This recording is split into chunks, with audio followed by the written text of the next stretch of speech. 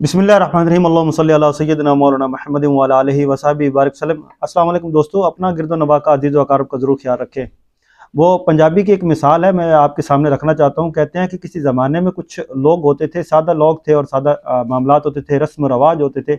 जब किसी की शादी होती थी तो शादी के लिए लोगों को बुलाने के लिए जो है वो उनको कहा जाता था कि आ जाएं। फिर वो जब लोग शादी में शिरकत करते थे तो वो फिर न्योंदरा दिया करते थे। तो ये कदीम रस्म रवाज है, जिस तरह भी हम करें इसको हम वापस नहीं कर सकते। जब न्योंदरा दिया जाता था तो फिर जब वो न्योंदरा देने वाले की किसी अजीज़ की शादी होती थी तो फिर वो वापस होता था, और ये एक्सपेक्टेशंस होती थी कि वो जो हमने न्योंदरा दिया था वो वापस हमें मिलेगा। ये कहावत जो है बाज़ औक़ात पठानों पे, सिखों पे और बहुत सारे लोगों के ऊपर जो है ना वो मैच करके लगाई जाती है, और ये सिलसिला चलता रहता है। मैं इस मिसाल को इसलिए अर्ज़ कर रहा हूँ कि आजकल की जो सियासत है वो आप देख लें कि ये कैसे चलती है और कैसे हो रहा है। मोहतरम जनाब चीफ मिनिस्टर साहब जो आजकल पाकिस्तान में पाकिस्तान के सूबा पंजाब में अपने फ़राइज़ की अंजामदही कर रहे हैं, 10 सीटों के साथ उन्होंने एक भारी अक्सरियत वाली पार्टी को जो है ना वो अपने पास साथ जोड़ा, और इन्होंने कहा कि चलें आप चीफ मिनिस्टरशिप हमसे ले लें, हमारे साथ चलें, क्योंकि एजेंडा एक था, शुरू से इत्तेहादी थे और ये साथ चलते रहे।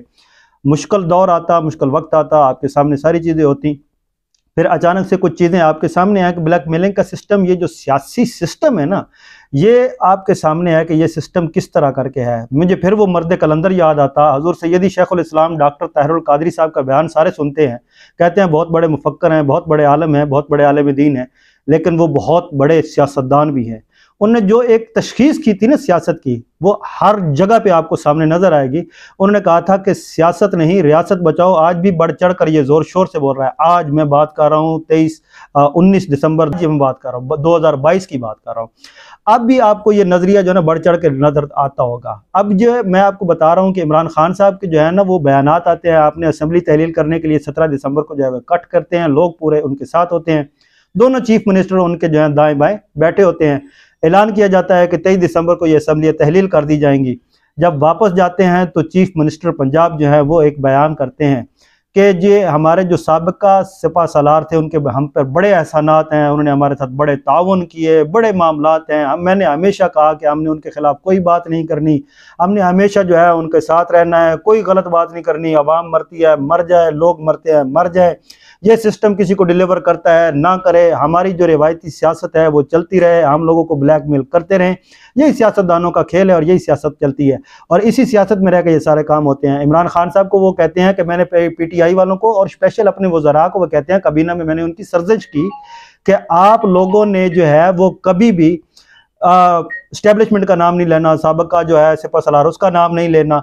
ये सारी गुफ्तगू जब होती है तो मुझे समझ नहीं आती कि उनको हुब्बे बाजवा कहाँ से याद आ गई। हुब्बे बाजवा में वो कहते हैं कि आपने ऐसे करना है कि कभी भी बाजवा साहब का नाम नहीं लेना।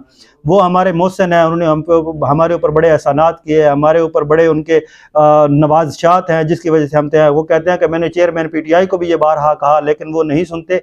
आइंदा मैं उस हर बंदे को रोकूंगा, उसका रास्ता रोकूंगा जो बाजवा साहब के खिलाफ बात करेंगे।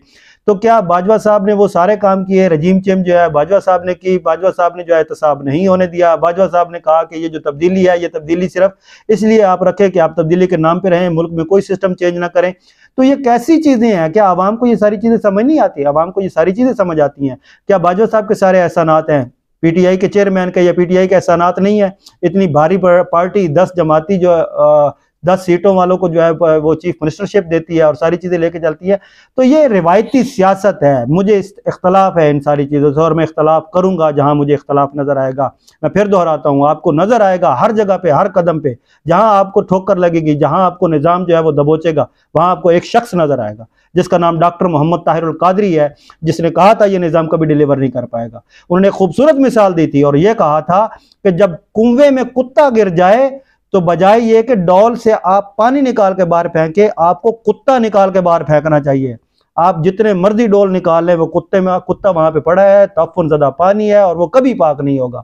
ये निज़ाम हमेशा उन रिवायती सियासतदानों का, उन ओछे हथकंडों अपनाने वालों का, उन जागीरदारानों का तहफ़्फ़ुज़ करता है, और आवाम जो है वो दस्त बदस्ता खड़ी है कि हम किधर जाएं। अपना और चैनल का जरूर ख्याल रखें। मुझे दे इजाज़त। अस्सलाम वालेकुम।